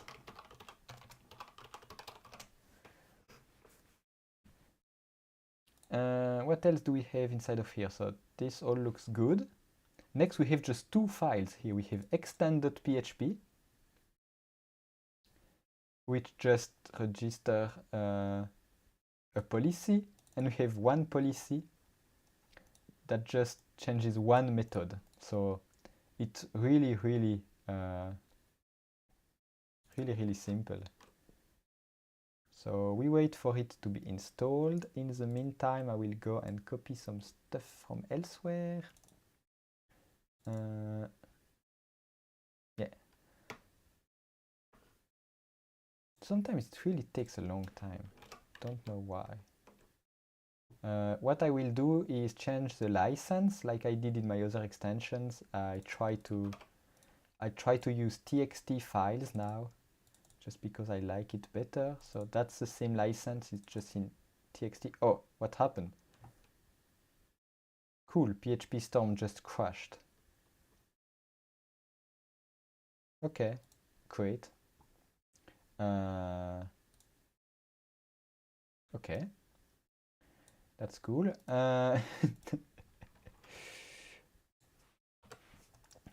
PHP Storm, please come back. I need you.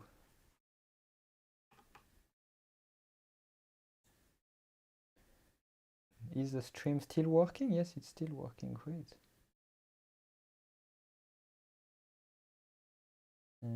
Yeah. Okay, PHP Storm coming back to life. I don't know why it crashed. I just tried to delete the file. In the meantime, the install has finished. So let's try the extension. So first, let me show you what happens without the extension. So here I have my discussion. I have that latest discussion. So I will, is it the same one? No, it's not the same one. I will go to the latest discussion. If I lock the discussion as an admin, lock, here I can no longer reply because now it's locked, but I can still like posts. That's how it works in Flarum. Now if I go to the admin panel,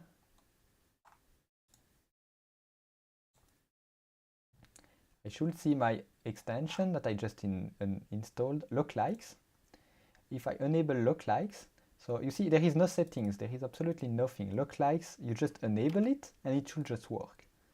Now there is no longer any like button. It just uses a policy to configure who can like, actually, because there is a policy that configures who can like different kind of posts, but by default there is no difference when it's locked or unlocked, and now there is a difference.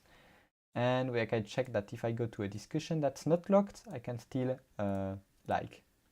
And if I like something and it gets locked afterwards, I should no longer be able to unlike. Now I like it, and there is no button to unlike. So that's locked in place.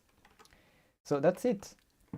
I updated the license. I want to update the README maybe. What do we have here? So I want to add one thing here. I want to add my little warning about unsupported extensions. So let me find another extension that has that little bit of text.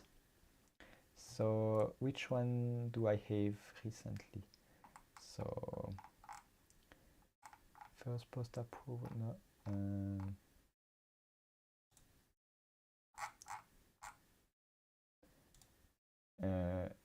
Which one do I have with minimal maintenance? Maybe prompt. Okay, yes, so here I have, for example, I have this extension, I have my little text that says that the extension is under minimal maintenance, so I will copy this and put it inside of there, because currently there is nothing. So hop, we can add this. Yep, all good, I think. Extension.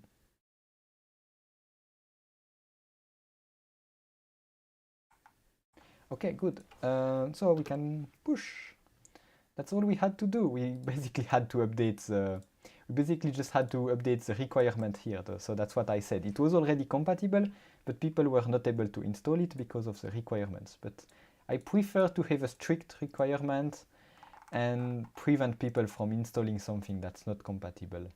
At that stage, I prefer people to not be able to install it, because at least they will get a message when they try to install the extension, instead of just having the forum break, and then we need to lose time trying to find out which extension is breaking the forum of people. So yeah, so update requirements to allow beta 14. Like this. Update. I will actually do 2 commits. I think it's better. So I do one for the update requirements for beta 14. And I will do another one for the README. Update README with support level. Like this, and I can push. And I need to tag a new release. So let's find which was the last version. Where is it? Here, lookalikes.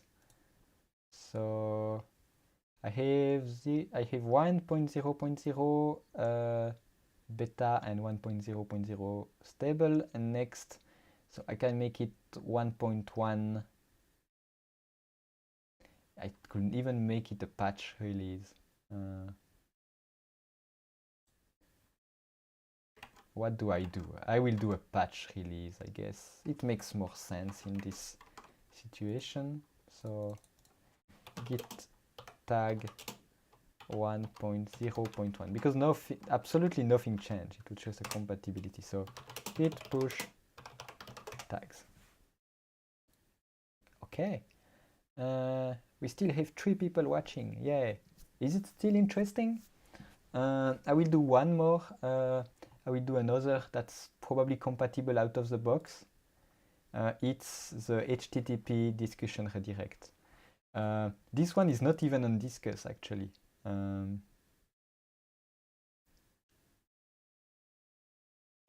Technically, there is probably no one using it except from the original client.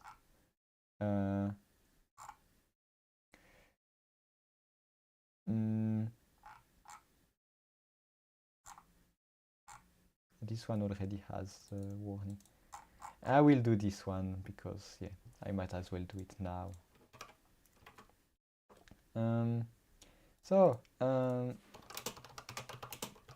Let's clone this extension. Discussion. Yes. Let's open it inside of PHP Storm. HTTP redirects. Where is it? Refresh. It's here. Let's take a look at the source code of this one. This one is also very simple. Again, 2 files only. Extend.php that adds a middleware and a middleware.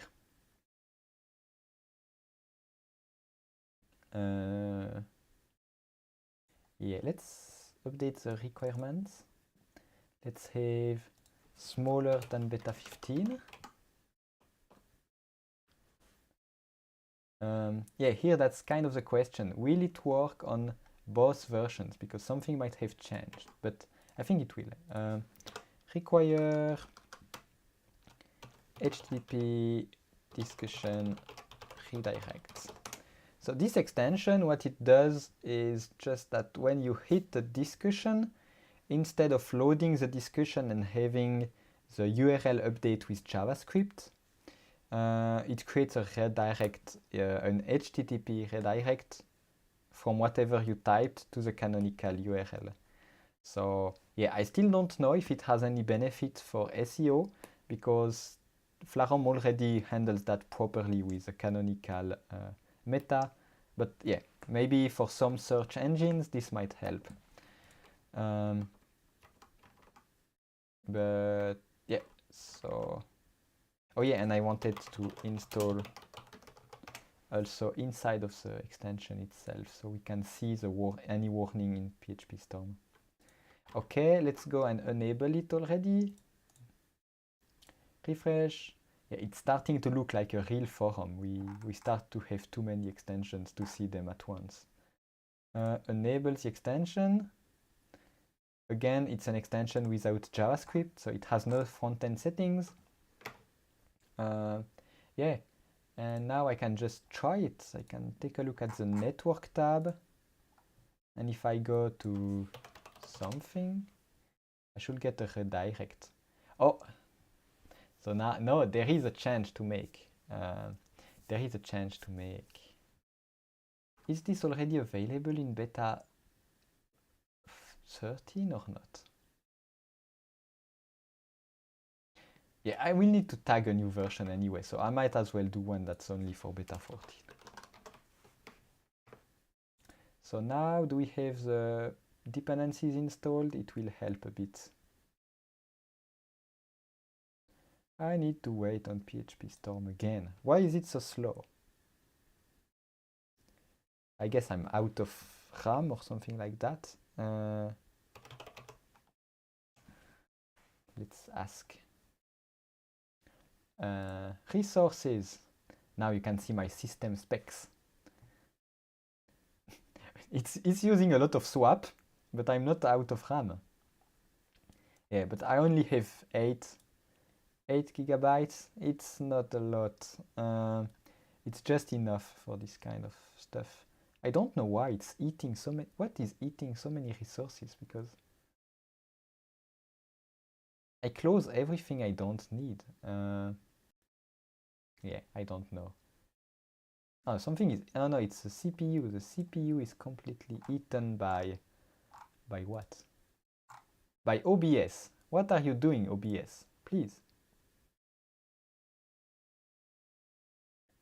Okay, so I guess the stream is using all of the resources. Why? Oh, now it's happy again. Okay. So what I need to change here, it's the debug mode. It's this stuff that no longer works in beta 14. Now we need to use the config class that comes from Flarum Foundation. We have config, and in config we can call in debug mode. So just by doing this, actually, this should do it. But now this will only work in beta 14, I believe. Okay, now YouTube is complaining about the stream. Huh. Let's try this, and then this will be the end of the stream. So we can see when I hit my URL, now I have a 302 redirect, and it goes to where are the headers? Location, and it goes to my to the canonical thing. And even if I add just a number, I will also have 302. Yes, and if I disable, so now that's, if I disable debug mode, I should have a 301. Let's see. I will open my config. So I'm in my other window. I disable debug mode. Disable debug mode on Flarum. Now if I try again, there is a 301 redirect. That's perfect. Okay, now I go back to debug mode. The reason I have implemented it like that in the extension is because when I'm on my development forum, it's just a pain if I have 301 redirects, because if by mistake I test it in normal browsing, not in private browsing, then it's cached, and I need to clear the cache for the website, and then I'm disconnected and I lose a lot of time. So when I test 301 redirects, I always do that in private browsing, because that way when I close the private browsing, the browser does not remember it. Yes, and here we had an issue that was referenced, but yeah, it still happens. Yeah.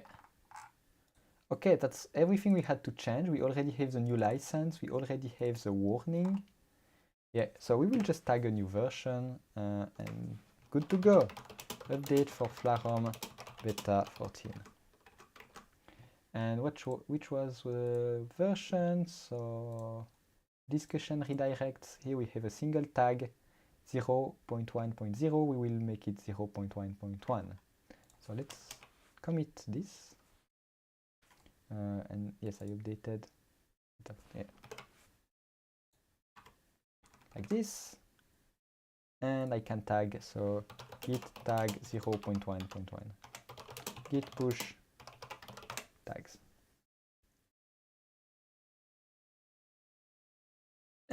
we are done. We are done. So 3 more extensions now compatible with beta 14 tonight.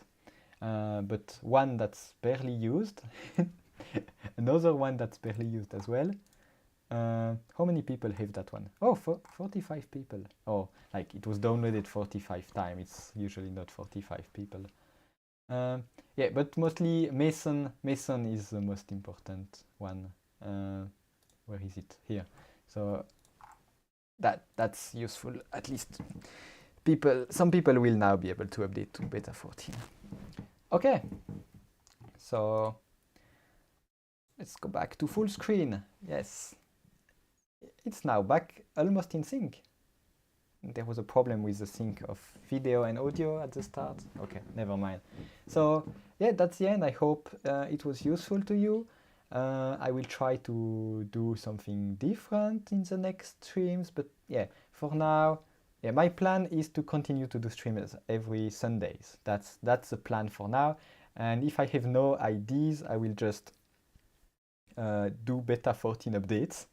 And when I'm done with that, I might try to do some requested features on some of my own extensions or on some Friends of Flarum extensions. And maybe we can do some work on Flarum itself as well. But I need to find good small issues because the things I'm currently working on in Flarum, it's just too big to explain in a live stream. Yeah. So I hope you enjoyed this. Don't hesitate to support the channel with the link. We have the Patreon, and you can also sponsor me on GitHub. And if you sponsor me on GitHub, you can send me a message and let me know what feature or what update you would like to sponsor with your pledge. So if you want to update, if you want some of my unsupported extensions to be updated for beta 14, you can just you can send me some sponsor money and just let me know which extension you would like me to update.